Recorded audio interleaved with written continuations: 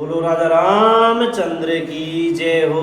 भगवान श्री रामचंद्र जी अत्रि मुनि जी के आश्रम में हैं और अत्रि मुनि जी कह रहे हैं जो एकांतवासी पुरुष मुक्ति के लिए इंद्रिया आदि का निग्रह करके उन्हें विषयों से हटाकर प्रसन्नता पूर्वक आपको भजते हैं वे स्वकीय गति को अपने स्वरूप को प्राप्त होते हैं।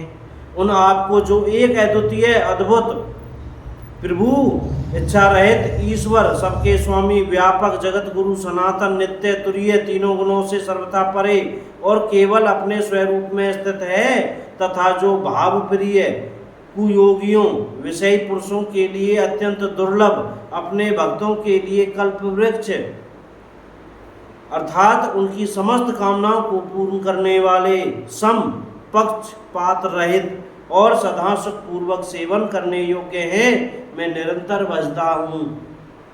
हे अनुपम सुंदर, हे पृथ्वीपति, हे जानकीनाथ, मैं आपको प्रणाम करता हूँ।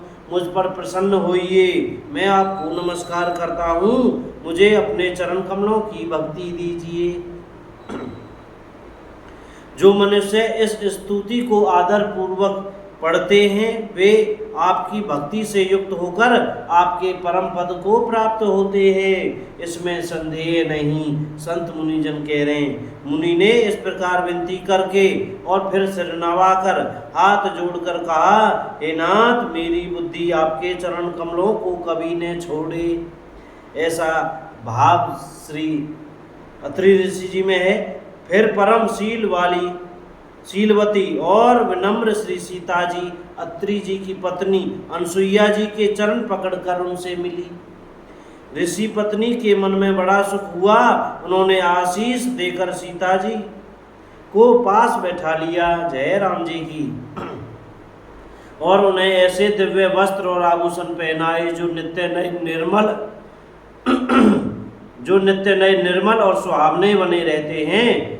फिर ऋषि पत्नी उनके बहाने मधुर और कोमल वाणी से स्त्रियों के कुछ धर्म बखान कर कहने लगी।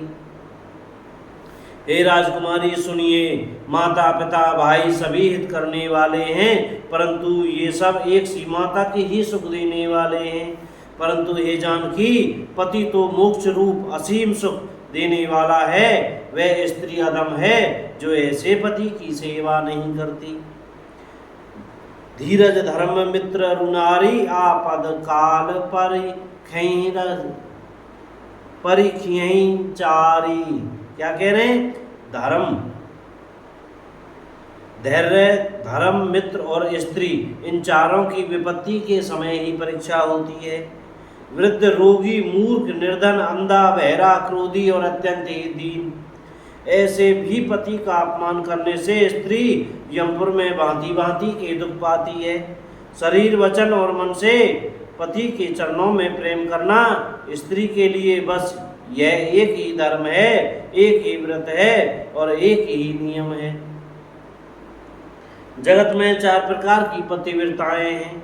वेद पुराण और संत सब ऐसा कहते हैं। उत्तम श्रेणी की पतिव्रता के मन में ऐसा भाव बसा रहता है कि जगत में मेरे पति को छोड़कर दूसरा पुरुष स्वप्न में भी नहीं है।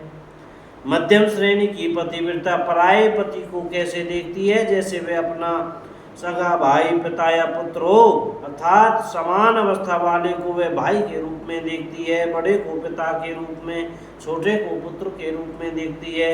जो धर्म को विचार कर और अपने कुल की मर्यादा समझकर बची रहती है वह निकृष्ट निम्न श्रेणी की स्त्री है, ऐसा वेद कहते हैं।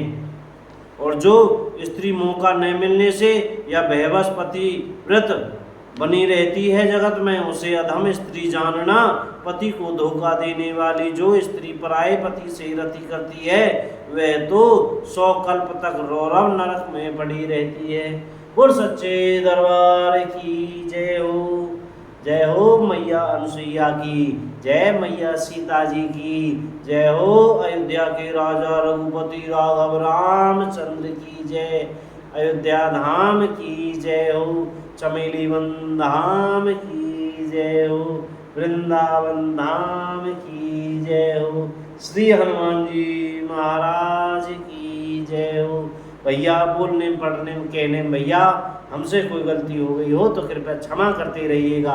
और मुख से श्री सीताराम सीताराम राधे श्याम बोलते रहिएगा भैया। जय राम जी की।